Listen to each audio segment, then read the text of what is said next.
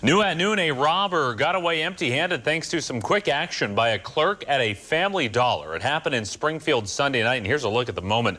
The clerk grabbed the robber's gun. Cutting PE classes in Illinois schools would hurt national security. That's according to Mission Readiness, a bipartisan group aimed at ensuring kids are military ready. Well, some breaking news this morning. Authorities issued a warrant for a northern Illinois man after a woman and baby went missing. The LaSalle County Sheriff's Department is looking for 33-year-old Clarence Marit. New at noon and new in Decatur, Uber is officially here. The city's first Uber drivers are already on the roads, as was WAND's Kathleen Cohen, who took one of the first rides this morning. She joins us live. First Uber, and now finding a ride in Decatur is easier than ever because Lyft, the ride-sharing app, launched in Decatur Thursday. And breaking news at noon, a vast majority of AFSCME workers want to strike. The biggest state employee union put the issue to a vote this week. 81% are in favor of walking out. Well, if there's one fact we know about life is that millennials, I mean, it's their fault for everything. They get blamed for everything nowadays. No, it's interesting. It's an interesting debate because I bet you have a lot of people sitting there going, yeah, that's right. Those are the millennials. They're really screwing up things on the road. But I mean, texting and driving is a problem. Phones, tablets, computer monitors we use every day could be causing just as much damage. How do I look? Am I getting older? You should put that thing down. I think I'm getting a little older. I'm seeing some wrinkles. Oh, no. All right. Thank you, Joni. Thank you for having me. And we'll be right back. And we're back. We have a local wonder right here in Decatur, the Children's Museum of Illinois. WAND's Joe Ostrowski joining us live from that museum right now, which is this week's After Coffee Deal. Good morning, Joe. That stuff. That's like somebody saying, I could walk out on the ice and it didn't break. Oh, I'll drive my Escalade that's towing a little shanty. Come on, a little common sense. I mean, you can see out there, it's not a total frozen ice sheet. That's Lake Decatur after a couple of days of sub-freezing temperatures where it's just kind of, you can still see some water in some spots. I think it needs to be 8 inches thick before you can do anything on those frozen lakes.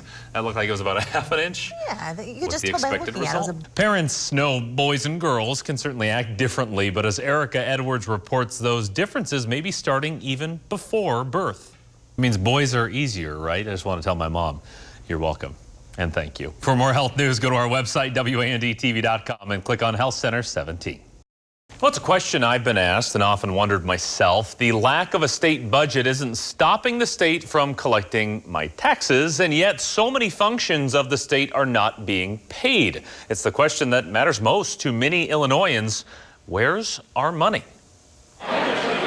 It's one of the most common questions asked of State Treasurer Michael Frerichs. The real question people are asking is, where's the money going to our general revenue fund? It's Illinois' checking account. Money goes in and money comes out to pay the bills. At least that's how it goes in most states. The budget is out of balance. Reflect the values that your constituents sent you here to reflect. Dangerously close to financial disaster. Months and months. Budgets that were not balanced.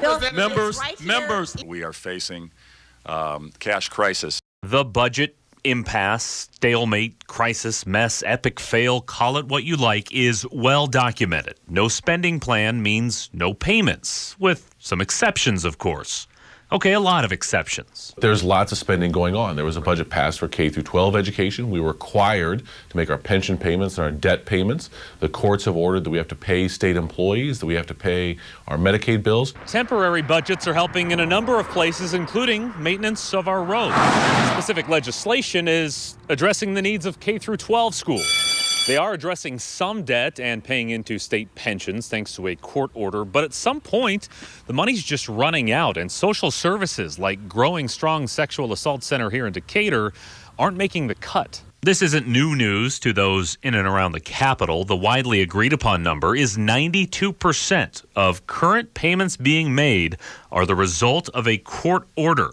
Judges keeping essential functions of government going. A lot of that money didn't get to where it was supposed to go, and that's why you see social service agencies closing their doors. You see community colleges and higher education raising their tuition. The math is simple. There are only three possible solutions: tax increases, spending cuts, or both.